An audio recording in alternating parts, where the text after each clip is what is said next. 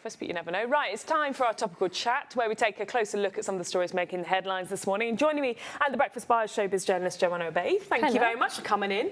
First off, what's the word that people use to describe girls in the playground? Fit. Fit. And some people don't like it. No. There's some reports this morning saying that, using the word fit to describe young girls is it's taking away what fit really does mean, and that's being healthy. And instead of really thinking about, are we looking after our bodies and things, women are more concerned with looking fit, as in looking attractive. And I think it's a bit far-fetched to assume that if we change the word, fit in the context of are people beautiful when we call them fit, I don't think that would make that much of a difference to the way we, the sort of priorities that we have in terms of whether we look good or whether we're healthy. I just think there's bigger sort of effects and influences that are going to make women feel that they need to look a certain way. For example, the telly, constant, images in magazines of women looking absolutely flawless. I think that's probably more of a concern. Yeah, so there's a more overarching issue, isn't there, than just fit. Yeah, absolutely. And also fit seems a bit dated as well. I remember using that in the playground. Completely. I didn't realise that it was still used as a, like as a cool term to describe young girls in the playground. I thought they would have moved on by now, but they haven't.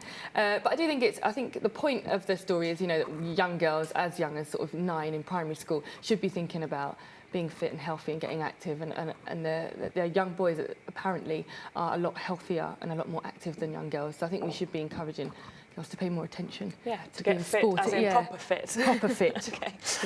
And then moving on to a bit of kind of exclusive news that's been happening kind of overnight. Tell us more about that. So, completely out of the blue, really, Caroline Flack has stepped down from the Extra Factor job, presenting job, and her replacement is Sarah Jane Crawford, who is a Radio 1 presenter. Funnily enough, there were rumours that she'd had meetings last week, but she was also in the running with, rumoured to be in the running with Joey Essex. Oh, really? But actually, she's obviously won, if that was true. And yeah, she apparently starts filming this weekend, because obviously the auditions start on Monday.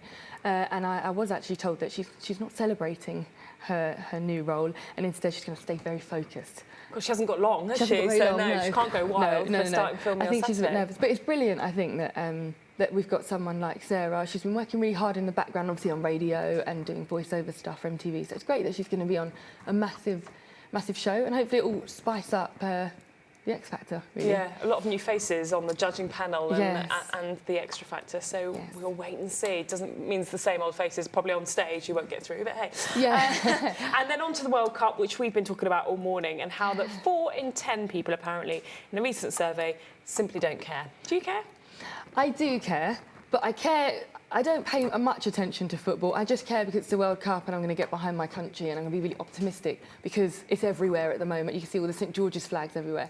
But that doesn't actually surprise me that there aren't that many people as interested. Reason being, we tend to get really excited about the games, and we haven't won in such a long time that you always hold out hope, don't you? And then you get really disappointed. So I think people are probably trying to detach themselves from quite the emotion of the games, because it's such a big tournament. You can't help but get swept up in it a bit, though. No, I know. I mean, there's no way that, you just can't turn on the telly, London Live prime example, without there being a story related to the Brazil football games that are going to be happening over the next few weeks, really. And it's funny you say that, actually. A colleague at work showed me that there's going to be a makeup brand, basically, are doing a whole pub that they're creating, pop-up pub, so that women can enjoy the World Cup.